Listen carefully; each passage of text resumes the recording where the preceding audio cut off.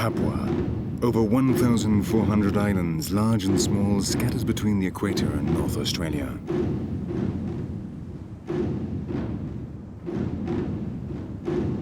Many of these islands are tiny, uninhabited coral atolls. The majority are of volcanic formation. Geologically, Papua is a transition zone between the islands of Indonesia and the smaller ones of Oceania.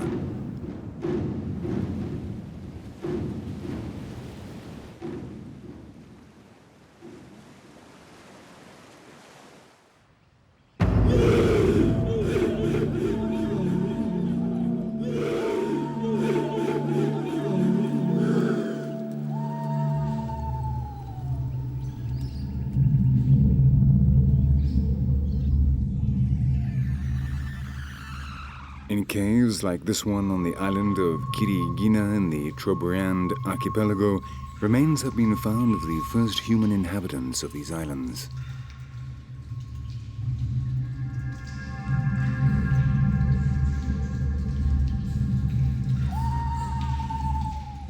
As a result of the last glaciation, the water level went down and some Polynesian peoples were able to cross to these small islands. But then, when the ice melted and the sea level rose again, these communities were cut off. Dating of the oldest human remains shows that these islands were inhabited over 40,000 years ago.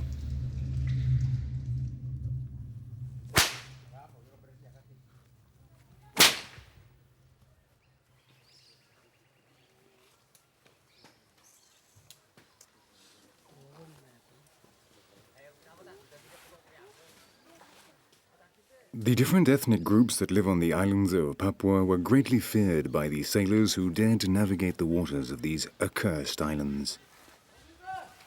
Headhunters and cannibals, these fierce warriors of the sea remained isolated until well into the 20th century.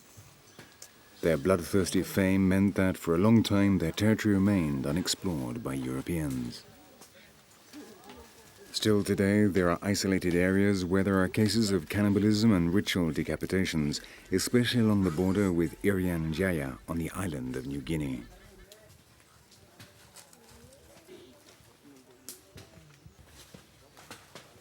Traditional customs and rituals remain strong among the inhabitants of these islands, though now it is unusual to find a village without a mission of one of the over 100 different churches which compete for converts among the Papuan natives.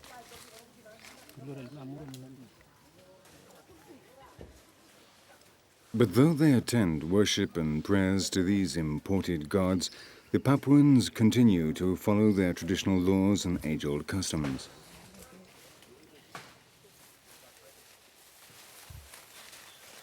These young Tolais from the island of New Britain have to undergo a severe initiation before being able to sail alone. They have to go to see the fish, as the ceremony is called. It is a test of their courage and capacity for suffering.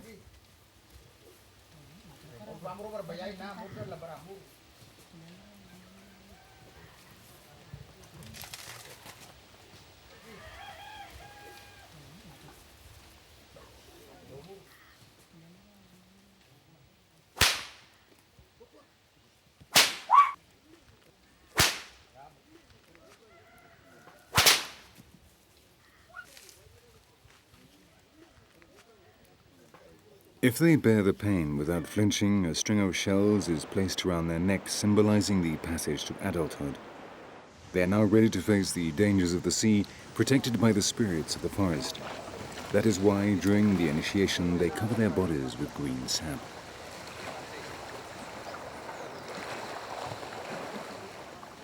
Fishing is the main activity of the Tolai. They use hooks, nets, and harpoons. The most important journeys are those to trade with other neighboring islands. These crossings are subject to the traditional laws which regulate relations among the different tribes.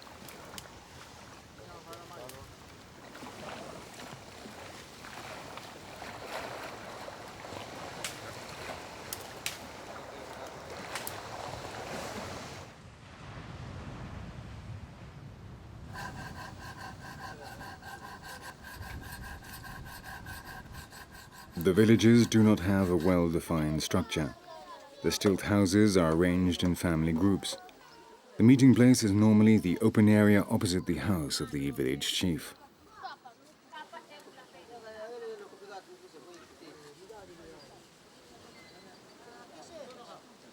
As well as fishers, they are also gatherers and farmers. The pace of life is slow. No one rushes. There is no stress. The women are responsible for household chores and looking after the children, as well as gathering fruits from the forest. The men plant the yam fields, take care of the pigs, and go fishing.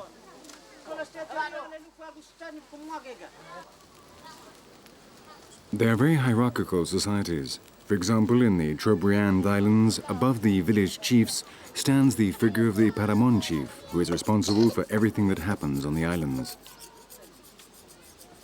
As in much of Melanesia, the society is matrilineal. The children of the marriage belong to the woman's clan.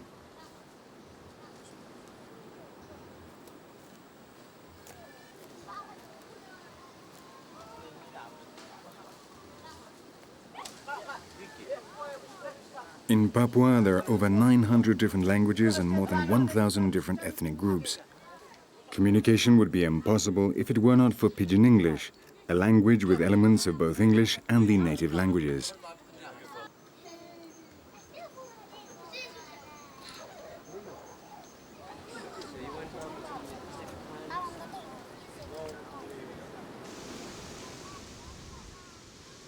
Yams are the most important crop in the Trobriand Islands. In fact, they are a symbol of wealth, both personal and of the clan. Every man must build a yam house for each one of his wives.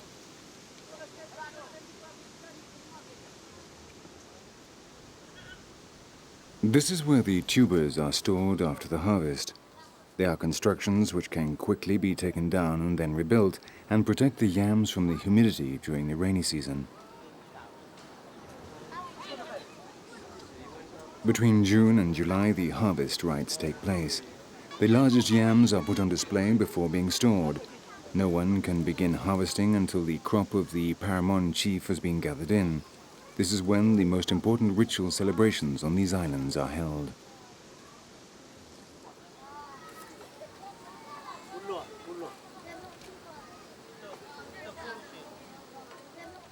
Each family has to give part of their crop to the Paramon chief.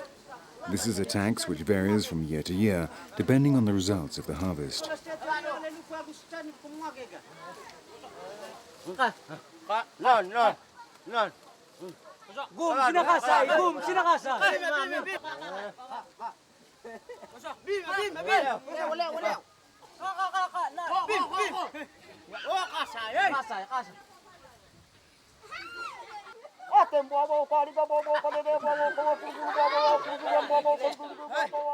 While they are storing the yams, the families ask the magic man to carry out a small ceremony, so the yams will be under the protection of the spirits who will make sure they do not rot.